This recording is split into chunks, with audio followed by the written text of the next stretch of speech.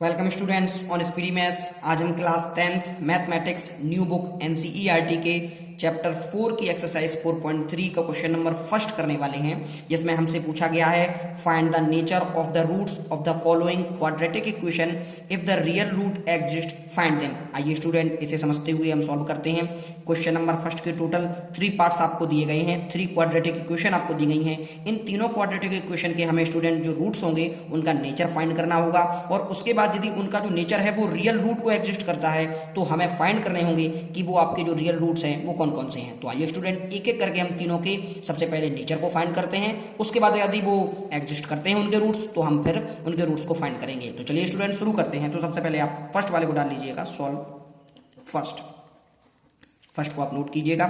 2x² minus 3x plus 5 is equal to 0। सबसे पहले आप स्टूडेंट क्वाड्रेटिक इक्वेशन को लिख लीजिएगा, फिर आप इस क्वाड्रेटिक इक्वेशन को ax² जो कि हमारी क्वाड्रेटिक इक्वेशन की प्रिंसिपल इक्वेशन है, ax² plus bx plus c is equal to 0, इससे आप कंपेयर कीजिएगा। आप देखिएगा यहाँ पर x² का कोफिशिएंट a है, यहाँ पर 2 है, तो a की वैल्यू हमें 2 फाइंड होती है। ठीक इसी प्रकार से यहाँ x की कोफिशिएंट b है, यहाँ माइनस का 3 है, तो b की वैल्यू स्टूडेंट हमें -3 फाइंड होती है। ठीक इसी प्रकार से c की वैल्यू स्टूडेंट हमें 5 फाइंड होती है। जब आप a, b और c की वैल्यू को फाइंड कर लेते हैं स्टूडेंट, तब आप नेचर ऑफ रूट्स को पता करने के लिए डिस्क्रिमिनेंट का यूज करते हैं। हमारा डिस्क्रिमिनेंट का फॉर्मूला होता था d is equal to b² minus 4ac। सबसे पहले आप b² की वैल्यू जो -3 दी गई है आप -3 लिख लीजिएगा, इसका स्क्वायर कीजिए, -4 इंटू a की वैल्यू 2 और c की वैल्यू जो हमने कंपेयर कर फाइंड की है 5, उसे आप पुट कीजिएगा।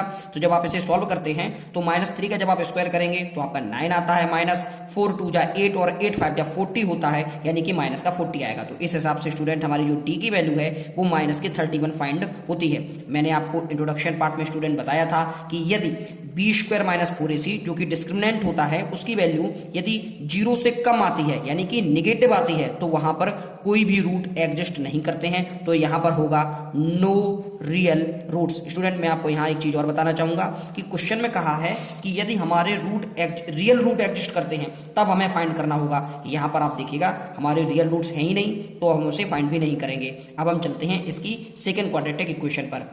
स्टूडेंट अब हम सेकेंड क्वाड्रेटिक इक्वेशन पर आते हैं। आइए इसके भी हम जो रूट्स के नेचर को फाइंड करते हैं। तो सबसे पहले मैंने आपको जैसा कि फर्स्ट में बताया था वही प्रोसेस आपकी सेकेंड में है। आप इस इक्वेशन को ax² plus bx plus c is equal to 0 से कंपेयर कीजिएगा। जब आप कंपेयर करते हैं यहाँ x² का कोफिशिएंट a है, यहाँ पर 3 है, तो a की वैल्यू हमें स्टूडेंट 3 फाइंड होती है। ठीक इसी प्रकार से b की वैल्यू -4√3 हमें फाइंड होगी और c की वैल्यू हमें 4 फाइंड होती है। जब आप a, b और c की वैल्यू को फाइंड कर लेते हैं तो आप डिस्क्रिमिनेंट का फॉर्मूला लगाते हैं, d is equal to b² minus 4ac। ये फॉर्मूला आपके नेचर जो होता है रूट्स का उसे पता करने के लिए हम यूज करते हैं। मैंने आपको इंट्रोडक्शन पार्ट में बताया है, आप वो वीडियो भी जरूर देखें, आपकी बहुत हेल्प होगी इस एक्सरसाइज को सॉल्व करने में। आइए देखिएगा, अब आप पुट कीजिएगा जो वैल्यू है, b की वैल्यू यहाँ -4√3 है, आप पुट कीजिए 4√3 का होल स्क्वायर -4 इंटू a की वैल्यू आपको 3 दी गई है और c की वैल्यू आपने कंपेयर कर 4 फाइंड की थी। आइए स्टूडेंट अब आप स्क्वायर कीजिएगा। जब आप -4 का स्क्वायर करते हैं तो हमारा 16 आता है और √3 का जब आप स्क्वायर करते हैं तो हमारा 3 आता है। ठीक इसी प्रकार से यहाँ पर आप मल्टीपल कीजिए, 4 3 जा होते हैं 12 और 12 4 जा होता है 48। अब आप देखिएगा यहाँ पर भी 16 3 जा 48, तो आपकी जो d की वैल्यू है स्टूडेंट वो आती है 48 माइनस 48। जब आप इसे कट कर लीजिएगा, एक प्लस एक नेगेटिव है, तो आपकी d की वैल्यू होती है 0।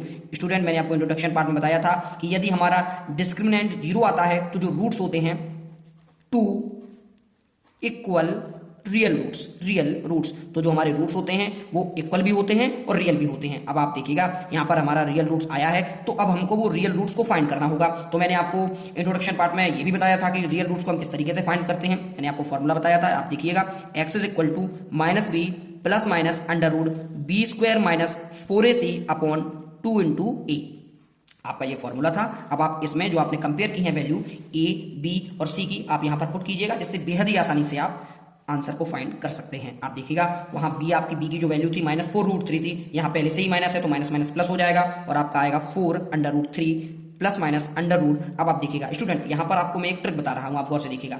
जो आपकी भी यहाँ पर लिखी है वैल्यू b² माइनस 4ac, अभी आपने जब ये वैल्यू निकाली थी b² माइनस 4ac की तो आपकी वैल्यू 0 आई थी। तो आप यहाँ से पुट चाहे तो आप पूरा पुट कर लीजिए, पूरा सॉल्व कीजिए, या आप चाहें तो डायरेक्ट यहाँ से भी रख सकते हैं कि 48 माइनस 48 अपॉन 2 और a की वैल्यू आपने कंपेयर कर 3 फाइंड की थी। मैं आपको फिर बता रहा हूं, आप तो चाहे b स्क्वायर माइनस 4ac को डिटेल में सॉल्व कीजिए जो कि आपने ऊपर किया था। देखिए यहाँ पर मैंने करके दिखाया है आपको, चाहे आप डायरेक्ट 48 माइनस 48 रख सकते हैं, जिससे आपका जो टाइम है वो बहुत कम लगेगा। आप देखिएगा x is equal to 4 under root 3 plus minus, यहाँ देखिए ये कट जाते हैं 0 और 0 का रूट 0 ही आता है तो अपॉन 6। तो आपकी जो x की वैल्यू बचती है स्टूडेंट वो होती है 4 अंडर रूट 3 अपॉन 6। अब आप देखिएगा 2 2 जा 4 होता है और 2 3 जा 6 होता है, यानी हमने 2 से कट किया है तो हमारी वैल्यू आती है 2 अंडर रूट 3 अपॉन 3। अब आप देखिएगा जो हमारी डिनोमिनेटर में 3 लिखी है इसे स्टूडेंट हम लिख सकते हैं 2 अंडर रूट 3, इस 3 को हम under root 3 into under root 3 के फॉर्म में लिख सकते हैं। एक से ये कट जाता है, जो आपकी वैल्यू आती है वो आती है 2 अपॉन अंडर रूट 3। अब आप गौर कीजिएगा स्टूडेंट, हमने जो आपको बताया था कि जब d की वैल्यू 0 आती है तो वह 2 इक्वल रियल रूट्स को शो करती है। यहाँ हमारा 1 मिल गया है, जो सेकंड होगा वो भी हमारा यही होगा, x is equal to 2 upon under root 3, क्योंकि दोनों ही रूट इक्वल हैं। अब हम चलते हैं थर्ड वाले पर। स्टूडेंट अब हम क्वेश्चन नंबर फर्स्ट के थर्ड पार्ट को करते हैं, जिसमें दिया गया है 2x square minus 6x plus 3 is equal to 0। आपकी ये जो क्वाड्रेटिक इक्वेशन दी गई है, हम इसे ax square plus bx plus c is equal to 0 जो कि प्रिंसिपल क्वाड्रेटिक इक्वेशन है, इससे कंपेयर करते हैं। तो आप देखिएगा जब हम कंपेयर करेंगे तो आप a की वैल्यू को फाइंड कीजिएगा। यहाँ x स्क्वायर का कोफिशिएंट a है, यहाँ पर 2 है, तो a की वैल्यू हमें 2 फाइंड होती है। ठीक इसी प्रकार से कंपेयर करने पर b की वैल्यू माइनस 6 फाइंड होती है और c की वैल्यू हमें 3 फाइंड होती है। स्टूडेंट जब आप a b और c की वैल्यू को फाइंड कर लेते हैं तब आप डिस्क्रिमिनेंट का फॉर्मूला लगाते हैं, जो कि होता है d is equal to B square minus 4ac। D is equal to B square minus 4ac। आइए अब इसे हम सॉल्व करते हैं फर्दर। तो आप देखिएगा जो आपने वैल्यू निकाली है आपने पुट कीजिएगा इसमें, तो माइनस 6 का होल स्क्वायर होगा माइनस 4 इंटू 2 इंटू 3। आपने यहाँ पर ए की वैल्यू को 2 पुट किया है और सी की वैल्यू को 3। आइए स्टूडेंट इसे सॉल्व करते हैं। माइनस 6 का आप स्क्वायर कीजिएगा तो 36 आता है, माइनस 4 2 जा 8 और 8 3 जा होता है 24। इस हिसाब से जो डी की वैल्यू है स्टूडेंट वो हमें 12 फाइंड होती है। मैंने आपको बताया था कि यदि हमारी बी स्क्वायर माइनस 4ac की वैल्यू 0 से बड़ी होती है तो वहां पर 2 डिस्टिंक्ट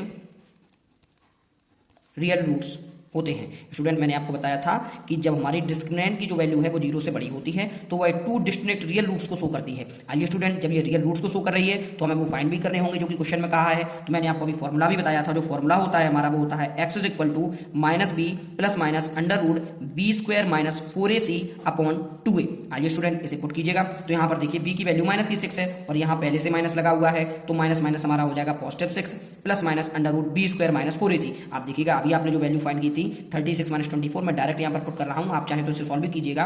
तो आप लिखिएगा 36 माइनस 24, चूंकि मैं यहाँ पर डायरेक्ट कर रहा हूँ जिससे कि बेहद कम समय में मैं आपको अच्छे से अच्छा कॉन्सेप्ट दे सकूँ। आप देखिएगा यहाँ 2 और a की वैल्यू जो हमने कंपेयर की थी वो 2 थी, तो हमने यहाँ 2 लिख लिया। अब आप सॉल्व कीजिएगा स्टूडेंट इसे। तो 6 प्लस माइनस 36 में से 24 को माइनस करते हैं तो आपका 12 आता है, अपॉन 2 2 जा 4 होता है। इसके बाद स्टूडेंट अब हम अंडर रूट 12 के फैक्टर करते हैं। तो आप देखिएगा मैंने यहाँ 12 के फैक्टर किए हैं, 2 से किया तो 6 आता है, फिर 2 से करने पर फैक्टर 3 आता है और 3 से फैक्टर करने पर हमारा 1 आता है। अब आप देखिएगा यहाँ 2 का एक पेयर बन जाता है, यानी अब हम अंडर रूट 12 को लिखेंगे student x is equal to 6 plus minus 2 root 3 upon 4।